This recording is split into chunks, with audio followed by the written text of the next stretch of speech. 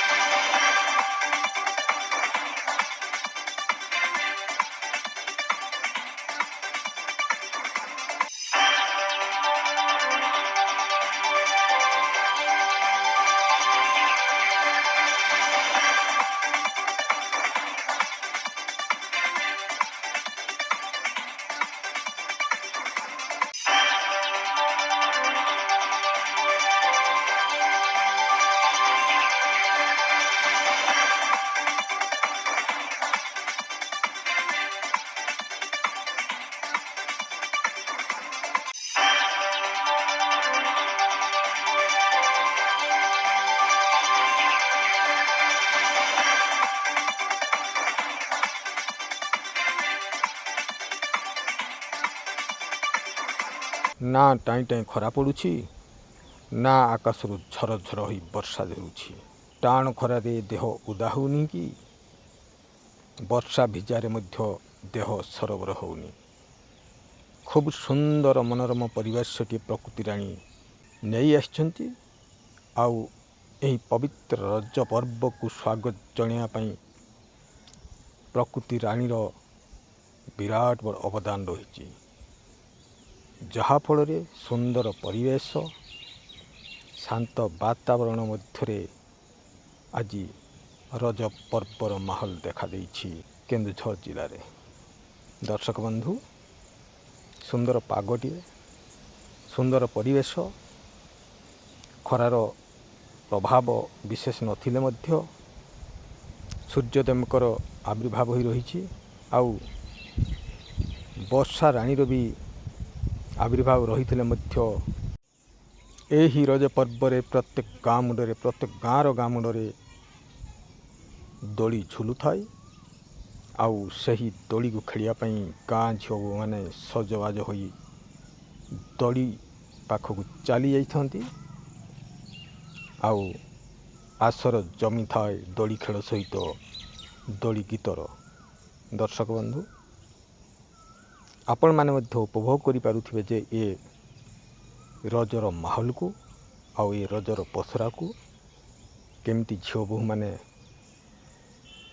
दोली पाखरे रुंडीभूत होइछंती आउ भिन्न भिन्न दोली रे खेल खेलिया पाई समस्ते चाहि बसिछंती आउ खूब उत्साह सहित ए दोली मुंडरे समस्ते रुंडीभूत होई पर आपणा भेदभाव को भूली जाई जाति धर्म को भूली जाई समस्ते आज एकत्रित होइछंती। समस्त को आपणार करी ममतार डोरी रे बांधी यही दोली खेलर मजा नेवा सहित पवित्र रज पर्व को खूब उपभोग करुछंती। दर्शक बंधु आमे एबे उपभोग करिवा रज पर्वर माहौल आउ देखिबा केमिति कटिला ए वर्षर रज पर्व।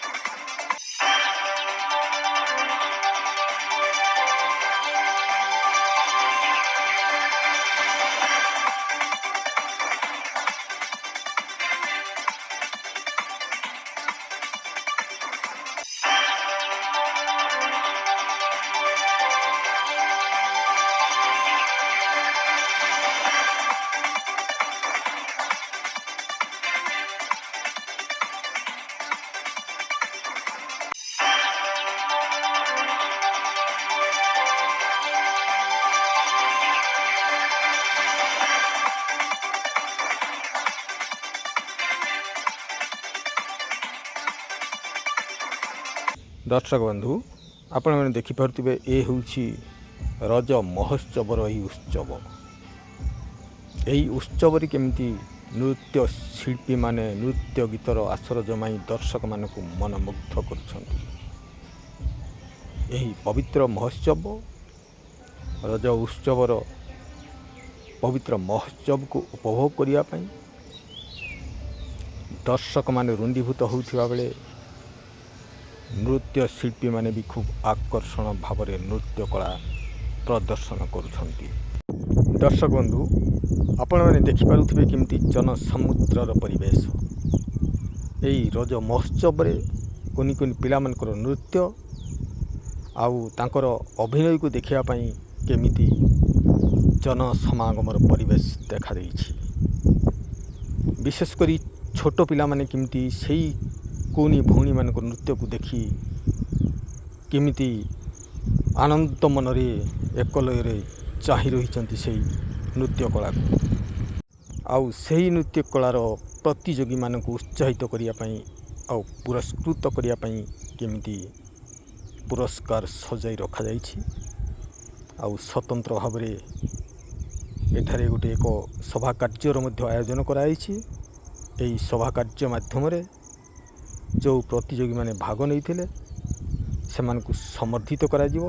କେବଳ ନୃତ୍ୟ ଗୀତର ଆସର ଜମିଥିଲା ତାହା ନୁହଁ, ଗାଁ ଝିଅ ବୋହୂମାନଙ୍କ ଦ୍ୱାରା ଏଠାରେ ପୁଚି ଖେଳର ବି ଆୟୋଜନ ହୋଇଥିଲା। ତା ସହିତ ଶଙ୍ଖ ହୁଳହୁଳି ପ୍ରତିଯୋଗିତା, ସଙ୍ଗୀତ ଚୌକି, ଏମିତି ଅନେକ କିଛି ଆୟୋଜିତ ହୋଇଥିଲା। ଆଉ ନିମନ୍ତ୍ରିତ ଅତିଥିମାନଙ୍କ ଦ୍ୱାରା ଖୁବ୍ ମହା ସମାରୋହରେ ପ୍ରତିଯୋଗୀମାନଙ୍କର ପୁରସ୍କାର ବିତରଣ ଉତ୍ସବ ଅନୁଷ୍ଠିତ ହୋଇଥିଲା। ଆଉ ଖୁବ୍ ଆଗ୍ରହ ସହକାରେ କୃତି ପ୍ରତିଯୋଗୀମାନେ ଅତିଥିମାନଙ୍କ ଠାରୁ ପୁରସ୍କାର ଗ୍ରହଣ କରିଥିଲେ।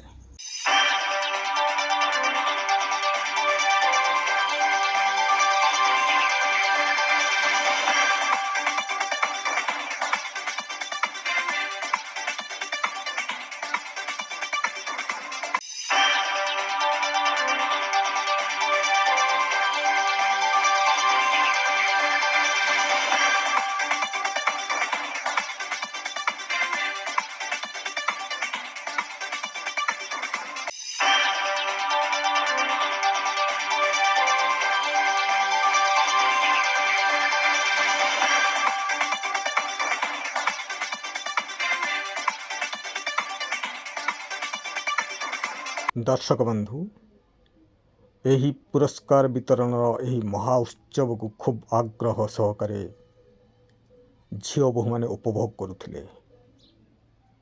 କୁନି କୁନି ପିଲାମାନଙ୍କର ନୃତ୍ୟ ଗୀତ ବେଶ୍ ଆନନ୍ଦ ଦେଇଥିବା ବେଳେ ସେହି ପ୍ରତିଯୋଗୀମାନଙ୍କୁ ଉତ୍ସାହିତ କରିବା ପାଇଁ ମଞ୍ଚ ଚତୁଃପାର୍ଶ୍ୱରେ ରୁଣ୍ଡୀଭୂତ ହୋଇ ଅପେକ୍ଷା କରିଥିଲେ ସେହି ପୁରସ୍କାର ବିତରଣ ଉତ୍ସବକୁ।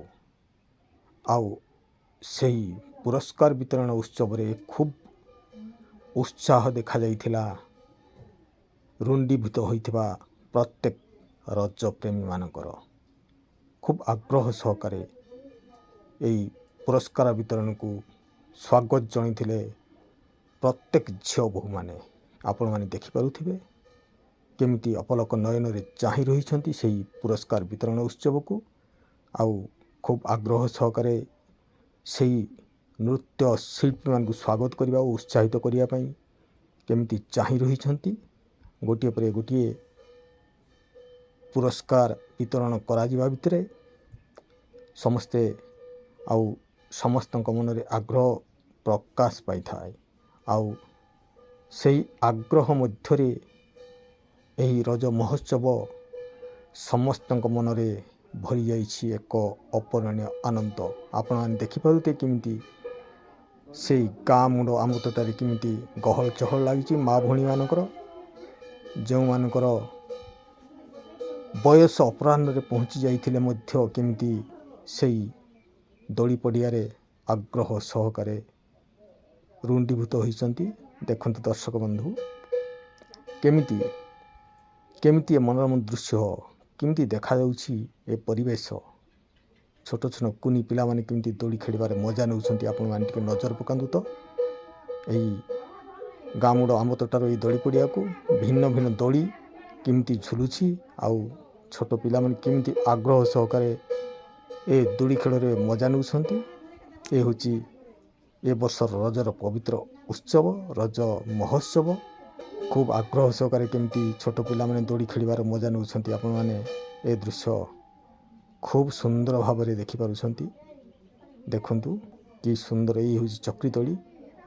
କି ସୁନ୍ଦର ପରିବେଶ ମଧ୍ୟରେ ଚକ୍ରି ଦୋଳିରେ ଛୋଟ ଛୋଟ ପିଲାମାନେ କେମିତି ଖେଳୁଛନ୍ତି କେତେ ଆଗ୍ରହ ସହକାରେ ଆପଣମାନେ ଦେଖିପାରୁଛନ୍ତି। ଇଏ ଗୋଟେ ସାଧାରଣ ଜ୍ଞାନର ଏକ ନୂତନ ଖେଳ। ଛାତ୍ରଛାତ୍ରୀମାନଙ୍କ ପାଇଁ ଏହା ହେଉଛି ପ୍ରକୃତ ଉପଯୋଗୀ ଖେଳ। ଏହି ପବିତ୍ର ରଜ ମହୋତ୍ସବରେ ଏକ ନିଆରା ଦୃଶ୍ୟ ଦେଖିବାକୁ ମିଳିଥିଲା। ଏହି ଦୃଶ୍ୟ ହେଉଛି ଅତିଥିମାନଙ୍କର ନୃତ୍ୟ କଳା। ଗାଁ ଝିଅ ବୋହୂମାନେ ଯେତେବେଳେ ପୁରସ୍କାର ବିତରଣ ଉତ୍ସବ ସରିଯାଇଛି ସେତେବେଳେ ଖୁବ୍ ଖୁସିରେ ନାଚୁଥିବା ସମୟରେ ଅତିଥିମାନଙ୍କୁ ମଧ୍ୟ ସେ ମଞ୍ଚରୁ ଆଣି ତାଙ୍କ ସହିତ ନଚେଇବା ଖୁବ୍ ମଜା ଲାଗୁଥିଲା ଆଉ ଖୁବ୍ ନିଆରା ଆଉ ଖୁବ୍ ଆକର୍ଷଣୀୟ ହୋଇଥିଲା ମଧ୍ୟ। ଦର୍ଶକ ବନ୍ଧୁ ନଜର ପକାନ୍ତୁ ଅତିଥିମାନଙ୍କର ନୃତ୍ୟକୁ।